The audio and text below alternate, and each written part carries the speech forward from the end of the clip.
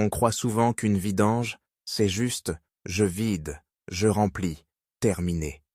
Et c'est exactement comme ça qu'on se retrouve avec une Clio qui suinte l'huile au bout de 2 jours, un voyant qui s'allume au premier rond-point, ou un moteur qui claque à froid alors qu'il allait très bien, avant. Le piège, c'est que l'opération paraît simple, mais elle repose sur 2 détails invisibles. La bonne spécification d'huile et une étanchéité parfaite au niveau du bouchon et du filtre. Si l'un des deux était raté, la vidange devient un problème au lieu d'être un entretien. Si tu es là pour une vidange d'huile sur Renault Clio, l'objectif n'est pas seulement de changer l'huile. L'objectif, c'est de le faire proprement, sans abîmer un filetage, sans te tromper de normes, sans surremplir, et en repartant avec un niveau juste et un moteur qui tourne comme avant, voire mieux. Et surtout, de savoir quoi vérifier quand ta Clio n'est ni pas exactement la même que celle du voisin. Moteur essence ou diesel, filtre cartouche ou filtre vissé, accès facile ou carter de protection dessous. Avant même de lever la voiture, il y a une question qui change tout. Quelle huile, exactement, doit aller dans ton moteur? Beaucoup de gens choisissent uniquement la viscosité, du style 5W30, c'est bon. Sauf que sur Renault, la viscosité n'est aucune partie de l'histoire. Ce qui compte, c'est la norme et l'homologation adaptées au moteur et à son système anti-pollution. Une huile peut être 5W30 et pourtant ne pas convenir parce qu'elle n'a pas la bonne classification ACEA ou pas l'homologation Renault attendue. Résultat possible, protection moins bonne à chaud, encrassement, ou compatibilité discutable avec certains systèmes. Donc, première règle, tu ne choisis pas l'huile au hasard, ni à l'habitude. Tu pars de ce que demande ton moteur. Comment faire sans se perdre? Le plus fiable, c'est de vérifier dans le manuel, ou via une base de données de lubrifiants sérieuse, en entrant l'immatriculation ou le code moteur. Si tu n'as pas ça sous la main, tu peux déjà te donner une discipline. Tu achètes une huile qui affiche clairement les normes sur l'étiquette, pas une huile compatible, vague. Et tu évites de mélanger des logiques. Une huile peut être excellente, mais pas pour ton usage ou ton moteur. Même chose pour le filtre, il doit correspondre à la référence prévue. Un filtre presque pareil peut se visser, mais ne pas avoir le bon clapet, la bonne hauteur ou la bonne étanchéité. Ensuite, il y a le deuxième détail invisible, l'étanchéité. Une vidange ratée, c'est souvent un joint oublié, un joint doublé ou un serrage trop fort. Et là, la mécanique est impitoyable. Un bouchon serré comme un forcené peut arracher le filetage du carter. Un filtre serré à la clé, jusqu'à ce que ça ne bouge plus, peut écraser son joint et paradoxalement créer une fuite. Et le grand classique, l'ancien joint du filtre reste collé sur la portée, tu remontes le nouveau filtre et tu te retrouves avec 2 joints. Ça peut fuir immédiatement au démarrage, parfois en jet, et tu peux perdre beaucoup d'huile en très peu de temps. Donc on prépare. Il te faut un bac de récupération assez large, un entonnoir, des gants, des chiffons, et idéalement de quoi lever la voiture en sécurité. Le mot-clé, c'est sécurité. Une voiture sur un cric seul, c'est non. Si tu dois passer dessous, tu utilises des chandelles sur un sol stable. Et tu cales la voiture pour éviter tout mouvement. Ça paraît basique, mais c'est le point qui sépare l'entretien tranquille de l'accident. Côté température moteur, vise un moteur tiède. Trop froid, l'huile s'écoule mal et emporte moins d'impuretés. Trop chaud, tu risques de te brûler et l'huile peut gicler plus violemment au desserrage. Tiède, c'est le bon compromis. L'huile est fluide, mais tu gardes le contrôle. Avant d'ouvrir quoi que ce soit, repère 2 choses. Où était le bouchon de vidange et où était le filtre à huile. Sur certaines Clio, le filtre est accessible par-dessous, sur d'autres par le dessus. Et selon les moteurs, Tu peux avoir un filtre cartouche dans un boîtier plastique ou un filtre métallique vissé. Ça change la méthode et surtout le ressenti au serrage. Et si tu as un carter de protection sous le moteur, il faudra peut-être le déposer ou accéder par une trappe. Ne force jamais sur une vis de carter de protection qui résiste. Mieux vaut prendre le temps que casser une fixation et te compliquer la vie à chaque entretien. Un réflexe qui évite une catastrophe. Avant de vidanger, desserre légèrement le bouchon de remplissage d'huile en haut du moteur, ou, au moins, vérifie que tu peux l'ouvrir. Ça a l'air idiot, mais si tu vides l'huile et que tu te rends compte ensuite que le bouchon est bloqué ou que tu n'as pas la bonne douille pour un boîtier de filtre cartouche, tu es coincé. Même chose, vérifie que tu as bien l'huile neuve en quantité suffisante et le bon filtre avant de commencer. Une vidange, c'est une opération qui doit pouvoir se terminer. On passe à la pratique. Vidange d'huile sur Renault. Clio, concrètement, ça se joue en 3 moments. Vidanger, remplacer le filtre, puis remplir et contrôler. Tu places le bac sous le bouchon de vidange.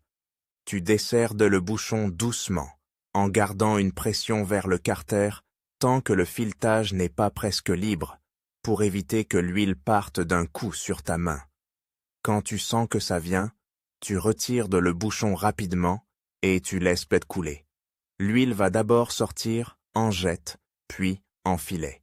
Laisse le temps. Beaucoup de problèmes viennent de la précipitation. On remet le bouchon alors que ça coule encore bien, et on garde plus d'huile usée que nécessaire. Pendant que ça s'écoule, observe le bouchon. Selon les versions, tu peux avoir un joint cuivre, un joint aluminium ou un joint écrasable. Ce joint, c'est une pièce d'usure. Si tu le réutilises, tu joues à pile ou face avec une fuite lente. Et une fuite lente, c'est traître. Tu ne la vois pas forcément tout de suite, mais tu perds du niveau au fil des jours. Donc tu remplaces le joint. Et tu nettoies le bouchon, sans mettre de pâte. À joint pour être sûr. La pâte à joint n'a rien à faire là dans une vidange classique. Si ça fuit, c'est que le joint n'est pas bon, que la portée est sale, ou que le serrage est mauvais. Quand l'huile a bien fini de s'écouler, tu remets le bouchon avec son joint neuf. Le serrage, c'est là que beaucoup se trompent. Fort n'est pas une valeur. Si tu as une clé dynamométrique et le couple constructeur, c'est l'idéal. Sinon, tu serres fermement mais sans violence, en te rappelant que tu vises dans de l'aluminium sur beaucoup de carters. Le but, c'est d'écraser le joint juste ce qu'il faut pour assurer l'étanchéité, pas de gagner un concours de force. Et si tu sens que le bouchon tourne bizarrement, que ça force puis que ça lâche, ou que ça ne prend pas correctement, tu t'arrêtes. Un filetage abîmé, ça peut transformer une simple vidange en réparation pénible. Ensuite, le filtre. Si c'est un filtre vissé métallique, tu le desserres à bouche avec une clé à filtre adaptée, ou à la main si tu y arrives. Prévois que de l'huile va couler quand tu le dévisses. Une fois retiré, regarde la portée sur le moteur. Elle doit être propre, sans vieux joints collés. C'est un moment crucial. Tu passes un doigt, tu vérifies visuellement. Si l'ancien joint est resté, tu l'enlèves. Puis, tu prends le filtre neuf. Tu peux huiler légèrement le joint du filtre avec un peu d'huile neuve. Ça aide à un bon appui et ça facilite le démontage la prochaine fois. Tu visses le filtre à la main jusqu'au contact, puis tu serres encore un peu, toujours à la main dans l'idéal. La plupart des filtres se serrent au contact plus une fraction de tour. Si tu sors la clé pour serrer comme un écrou de roue, tu prépares soit une fuite, soit un démontage infernal au prochain entretien. Si c'est un filtre cartouche dans un boîtier, la logique est différente. Tu dévisses le couvercle du boîtier avec la bonne douille. Là aussi, attention, c'est souvent du plastique, et ça n'aime pas les outils mal adaptés. Tu retires la cartouche, tu remplaces les joints toriques fournis avec le filtre en respectant leur emplacement. Un joint torique vieux ou pincé, c'est une fuite assurée. tu lubrifies légèrement le joint neuf avec de l'huile neuve, tu remontes proprement, et tu serres sans forcer. Le boîtier doit être étanche, pas martyrisé. À ce stade, tu as un bouchon avec joint neuf, un filtre neuf, et tout est à propre. Maintenant, on remplit. Et c'est là que l'autre erreur classique arrive. Verser d'un coup, la quantité théorique. La capacité varie selon moteur, selon si tu as bien laissé égoutter, selon le filtre et même selon l'inclinaison de la voiture. Donc tu remplis progressivement. Tu mets d'abord un peu moins que ce que tu penses nécessaire. Tu attends quelques secondes que l'huile descende dans le carter. Tu contrôles à la jauge si ta Clio en a une, ou via l'indication de niveau si c'est un système électronique, selon version. La jauge, elle aussi, demande une méthode. La voiture doit être à plat. Tu essuies dès la jauge, tu la replonges, tu la ressors, et tu lises entre min et max. L'objectif n'est pas d'être au max à tout prix. L'objectif, c'est d'être dans la zone, idéalement proche du haut sans dépasser. Trop bas, tu risques une lubrification insuffisante dans certaines conditions.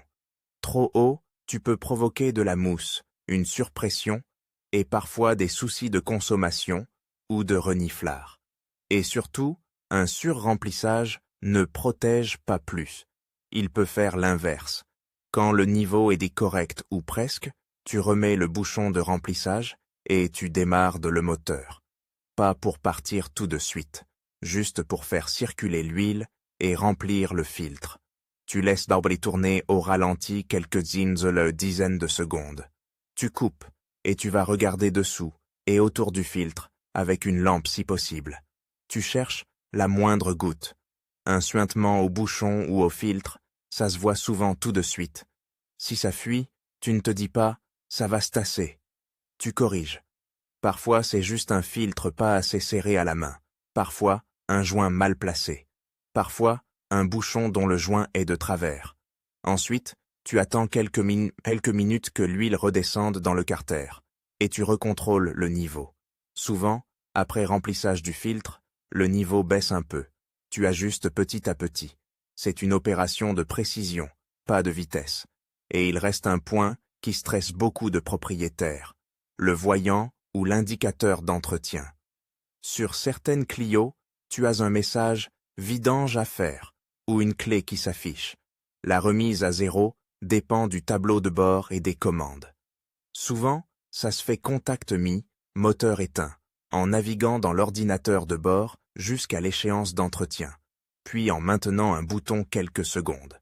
Mais comme les procédures de varient sont mises selon génération et finition, le bon réflexe est simple. Tu cherches la procédure exacte pour ton combiné d'instruments, pas une méthode universelle. Et surtout, tu ne confonds pas l'indicateur d'entretien avec un voyant de pression de huile. Si un voyant rouge d'huile s'allume, moteur tournant, ce n'est pas un rappel d'entretien. Là, tu coupes immédiatement et tu vérifies le niveau et les fuites. On ne discute pas avec un voyant de pression. Après un petit essai, quelques kilomètres tranquilles, tu reviens et tu recontrôles. Pourquoi ? Parce qu'une fuite peut apparaître seulement après que tout a chauffé et que les pièces sont travaillées. Tu regardes sous la voiture, tu repasses un coup de chiffon autour du filtre si accessible et tu vérifies sa la jauge. Ce deuxième contrôle, c'est ce qui transforme une vidange faite en vidange fiable. Maintenant, parlons des erreurs qui raccourcissent la vie d'une Clio sans que tu t'en rendes compte tout de suite. La première, c'est l'huile choisie uniquement sur la viscosité. Deux bidons peuvent afficher la même viscosité et pourtant ne pas offrir le même niveau de compatibilité avec ton moteur. Si tu fais beaucoup de petits trajets, si le moteur ne chauffe pas longtemps, l'huile se charge plus vite en carburant et en humidité. Dans ce cas, même avec la bonne huile, un intervalle trop long est une mauvaise idée. À l'inverse, si tu fais surtout de la route, l'huile vit mieux. Ce n'était pas une question de meilleure huile magique, c'est une question d'usage. La deuxième erreur, c'est le serrage excessif. On serre trop fort par peur que ça fuit. Mais l'étanchéité vient du joint, pas de la force. Trop serré, c'est écraser le joint, déformer les portées, et parfois créer une fuite lente. Et si tu abîmes le filetage du carter, tu peux te retrouver avec un bouchon qui ne serre plus correctement. Là, ce n'est plus une vidange, c'est une réparation. La troisième erreur, c'est l'oubli du joint. Joint de bouchon non remplacé, joint de filtre doublé, joint torique mal remis sur un boîtier de cartouches. Ce sont des erreurs bêtes, mais elles arrivent quand on est IMEP pressé, quand on travaille dans le noir, ou quand on ne nettoie pas. La propreté, ici, ce n'est pas du perfectionnisme, c'est de la fiabilité. La quatrième erreur, c'est le niveau. Beaucoup de gens contrôlent leur hôte trop vite, juste après avoir versé. L'huile n'a pas eu le temps de redescendre, la jauge ment, et on rajoute un peu pour être sûr. Puis on se retrouve au-dessus du maximum. À l'inverse, certains s'arrêtent au premier contrôle, puis après démarrage le niveau chute, et ils roulent sous le niveau idéal. La bonne méthode, c'est remplissage progressif, démarrage court, attente, recontrôle, ajustement. Et puis il y a les symptômes après vidange, ceux qui doivent te faire réagir. Une odeur d'huile brûlée, c'est parfois juste une goutte tombée sur une partie chaude au moment du remplissage ou du démontage du filtre. Ça peut disparaître, mais si l'odeur persiste ou si tu vois de la fumée, tu inspectes. Une fuite sur l'échappement, ça peut devenir dangereux. Une tache d'huile au sol, tu localises. Bouchon, filtre ou autre chose. Un bruit de cliquetis au démarrage, s'il dure plus que quelques secondes, tu vérifies dans le niveau et tu ne forces pas. Et un voyant rouge d'huile, encore une fois, c'est arrêt immédiat. Un mot aussi sur l'huile usagée. Elle ne se jette pas n'importe où. Tu la récupères proprement. Tu la transvases dans un bidon fermé et tu la portes en déchetterie ou dans un point de collecte. C'est simple et ça évite de faire n'importe quoi avec un produit très polluant. Au fond, ce qui rend la vidange d'huile sur Renault Clio plus délicate qu'elle n'en a l'air, ce n'est pas la difficulté technique, c'est la discipline. Choisir une huile avec la bonne spécification, prendre le bon filtre, remplacer les joints, serrer avec bon sens, remplir sans se précipiter et contrôler 2 fois. Ce sont des gestes calmes, presque ennuyeux, mais c'est exactement ce qui protège ton moteur. Si tu devais ne retenir qu'une idée, ce serait celle-ci. Une vidange réussie ne se juge pas quand tu refermes le capot.